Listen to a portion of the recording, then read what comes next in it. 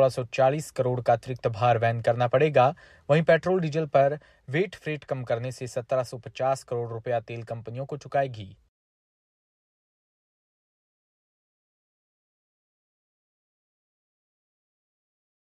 राजधानी जयपुर में अखिल भारतवर्षीय यादव महासभा एवं समस्त यादव समाज राजस्थान के द्वारा रेजांगला युद्ध 1962 के सैनिकों के सम्मान में एक यात्रा का आयोजन किया। कार्यकारी अध्यक्ष मदन यादव ने बताया कि यह यात्रा 16 मार्च शनिवार को सुबह 8:30 बजे अमर जवान ज्योति विधानसभा के सामने से जनपथ से प्रारंभ होगी। यात्रा को हरी झंडी 1962 की लड़ाई के कमांडर मेजर शैतान सिंह भाटी के सुपुत्र नरपत सिंह भाटी एवं रेजांगला युद्ध के जीवित कैप्टन रामचंद्र द्वारा हरी झंडी दिखाई जाएगी। यह यात्रा राजस्थान के अलवर झुंझुनू होते हुए हरियाणा के नारनौल महेंद्रगढ़ होते हुए 23 मार्च शनिवार शहीद दिवस पर खेड़की डोला गुड़गांव में समापन होगी। युवा अध्यक्ष दिनेश यादव ने बताया कि रेजांगला की यह लड़ाई विश्व की 5 सर्वश्रेष्ठ लड़ाइयों में से एक है। इसमें 120 वीर भारतीय सैनिकों ने 3000 चीनियों को रोका था, 1300 चीनी सैनिकों को मार गिराया था। इस लड़ाई में 114 सैनिक वीर शहादत दी थी।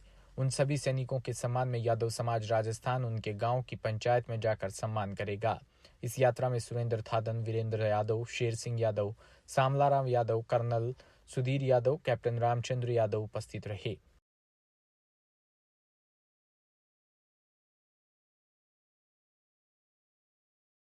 कुमार यादव, अखिल भारतवर्षीय युवा यादव महासभा प्रदेश अध्यक्ष राजस्थान।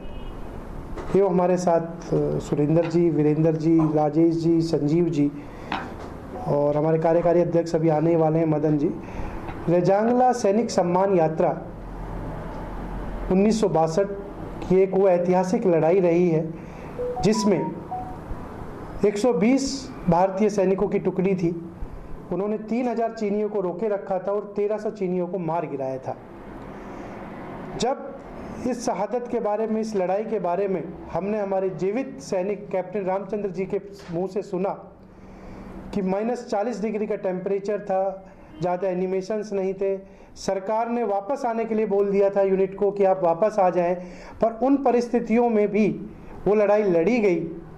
और जब वो लड़ाई लड़ी गई और सर्वश्रेष्ठ विश्व की 5 लड़ाइयों में से एक उसको गिना जाता है, तो हम बतौर यादव समाज हमने भी निर्णय लिया कि ऐसे वीर योद्धाओं का हमें जो है सम्मान करना चाहिए।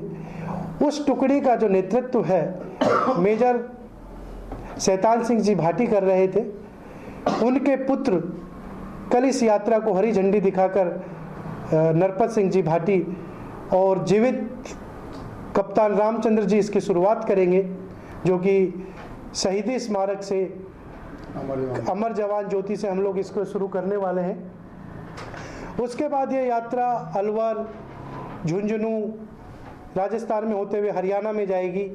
नारनौल, महेंद्रगढ़, चरखी दादरी, भिवानी, झज्जर, सोनीपत। उसके बाद इसका जो समापन है खेड़की डोला गुड़गांव को हम 23 मार्च 2024 को करेंगे। अभी हम पहले चरण में लगभग 100 परिवारों का सम्मान हम उनके गांव में, उनकी चौपाल पे जाके करेंगे। जो यूपी के जिन्होंने शहादत दी है उन सैनिकों का सम्मान हम द्वितीय चरण में करेंगे। क्या आपने इस तरीके का कार्यक्रम पहले भी रखा है? इस लड़ाई से संबंधित सैनिकों की बात कर रहे हैं आप, क्या चुनाव है इसमें? कहीं चुनाव से तो कोई चुनाव के नजरिए इस तरह की किया था? नहीं, ये कोई चुनावी मुद्दा नहीं है, ना कोई राजनीतिक लोग इसमें हम इसमें शामिल करने जा रहे हैं कि हमारे साथ जुड़े। हाँ, अगर हम किसी गांव के चौपाल पे जा रहे हैं और कोई भी राजनीतिक दल या राजनीतिक विचारधारा के लोग उससे जुड़ते हैं तो हमें उससे कोई आपत्ति नहीं है। पर हम इस पिछले महीने ही जब जीवित कप्तान रामचंद्र जी हैं उनसे जब मुलाकात हुई, उन्होंने जिस तरह की इस लड़ाई के बारे में बताया, तब हमारी टीम ने ये निर्णय लिया कि इस तरह के योद्धाओं का सम्मान होना चाहिए। इसमें हम कोई पर्टिकुलर एक स्टेट या एक पार्टी को जोड़कर नहीं देख रहे हैं। देखिए, सैनिकों का सम्मान हमेशा करना चाहिए, करते आए हैं और हम करते रहेंगे, क्योंकि सैनिक में जो परिवार जो जुड़ता है वो पहले दिन से ही सोच लेता है कि ये अब हमारा नहीं है, ये देश को सुपुर्द हो चुका है। और जहाँ तक उनके परिजनों की बात आती है तो युद्ध हो चाहे शांतिकालीन हो, हमेशा उनके मन में एक खटका बना रहता है कि कब कोई अनहोनी की सूचना न आ जाए। और ये जो लड़ाई की जो हम बात कर रहे हैं रेजांगला युद्ध की, ये 14,000-15,000 फीट की हाइट पर लड़ी गई थी और जहाँ पर सरकार के स्पष्ट निर्देश थे कि आप चौकी छोड़ करके वापस आ जाओ। लेकिन वहाँ पर जो सिपाहियों का, जो सैनिकों का जज्बा था, उस जज्बे की वजह से ही आज हमारे पास में चुशूल और लद्दाख जैसे स्टेट हैं, नहीं तो इस पर कभी का चाइनीज़ का कब्जा हो गया होता। और जो आज हम दूसरे देशों से हमारे आधिपत्य वाले क्षेत्र को छुड़ाने की बात कर रहे हैं, वही स्थिति यहाँ पर हुई होती।